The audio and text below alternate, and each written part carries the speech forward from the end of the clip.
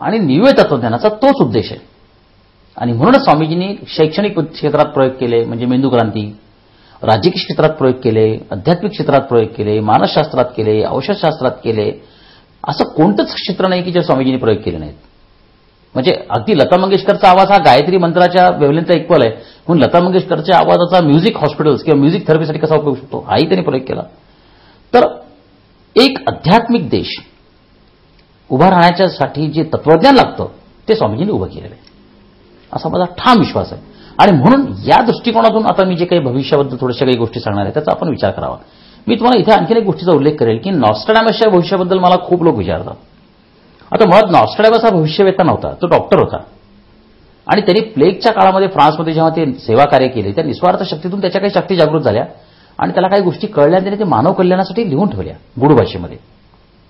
त्याच्यावर जगभर अभ्यास झालाय, पुस्तकाली वगैरे. पण स्वामीजींनी वेगळ्या पद्धतीने अभ्यास केला.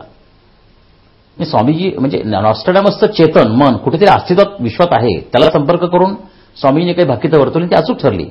म्हणजे आता न्यूयॉर्कचा 9/11चा जो हल्ला आहे तो स्वामीजींनी 88 सालीच चित्रासकट लिहून ठेवला होता, तो नॉस्ट्रॅडॅमसच्या चेतनाशी संपर्क करून. तसंच चाणक्याचं पण चेतन कुठेतरी असेल त्याच्यावर पण त्यांनी काही संपर्क केला होता. म्हणजे मृत्यूनंतर संपर्क शक्य आहे ह्याच्यावर खूप विलक्षण प्रयोग चाललेल्या जगात स्वामीजींनी केले होते. आणि स्वामीजींचं जे चेतनची शक्ती आता वातावरणात आहे त्याचा कुठेतरी माझा संपर्क असावा असं मला वाटतं. कारण मला ज्या गोष्टी सुचतात, हा माझा दावा नाही, मला अंधश्रद्धा पसरायची नाही, हा माझा एक अनुभव आहे. पण तो अनुभव वारंवार सिद्ध होत असल्यामुळे त्याचे काही उल्लेख आता मी करतोय. मला असं नेहमी वाटतं की मला का सुचतं बरं. आता मी मध्ये एक रिपोर्ट आता एक आलेला आहे की टेररिझमवर इंटरनेटवर रिपोर्ट आला की जगामध्ये टेरर अटॅक जेव्हा जेव्हा होतात त्याच्या विशिष्ट काळ अगोदर काही लोकांना इंट्युशन्स होतात. म्हणजे असे काही लोक आहेत. मग आता एक प्रयोग असा झाला की त्या लोकांचा एकमेकांचा एक क्लब तयार झालाय, इंट्युशन सर्कल. ते लोक एकमेकांना कम्युनिकेट करतात काय काय घडू शकतं आणि त्यांचे 80% वरती अंदाज बरोबर येतात.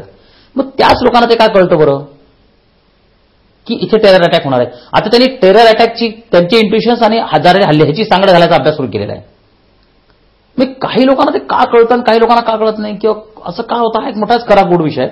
पण ह्याच्यावर स्वामीजी शक्तिगुढ पुस्तकात शक्ती रहस्य पुस्तकात लिहिलेलं आहे. एक त्यातला भाग असा आहे की जो माणूस निस्वार्थपणे काम करतो, समाज हितासाठी काम करतो, त्यासाठी दुःख पत्करतो, अपमान टीका पत्करतो, त्याचे अपघात होतात, तर कुठेतरी त्याला ती शक्ती जागृत होत असावी.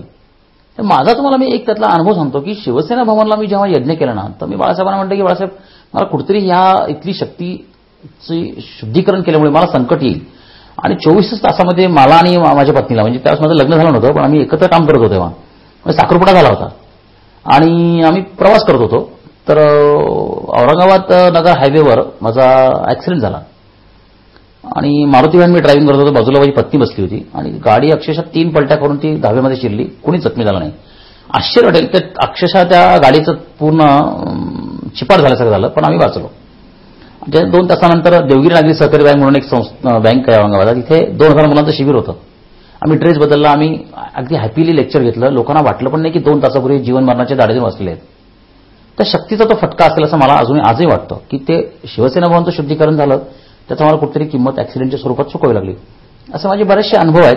तर राजकीय भविष्याच्या निमित्ताने अभ्यास करताना मला एक गोष्ट लक्षात आली की जेव्हा जेव्हा मी भविष्य वर्तवलं ना त्याच्या 3 ते 6 महिन्यात मला एक संकट आलेलं आहे.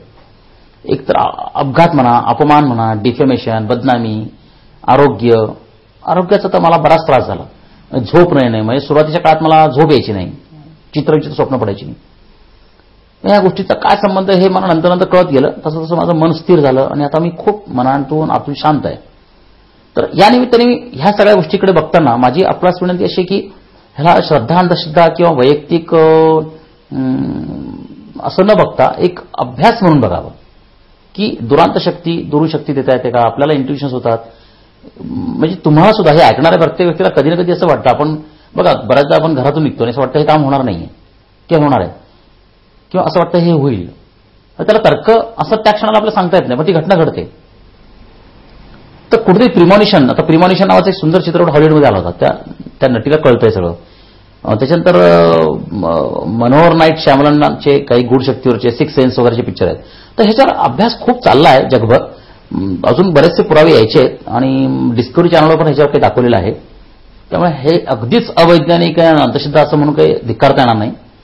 तर माझे जे अनुभव आहेत आणि मी जे काही एक 8-10 घटना माझ्या लाईफमधल्या सांगणार आहे भविष्याबद्दलच्या. त्याच्यावर आपण कुठे मला भविष्यवेत्ता किंवा भविष्यवादी असं प्रोजेक्ट करण्याची माझी विनंती आहे.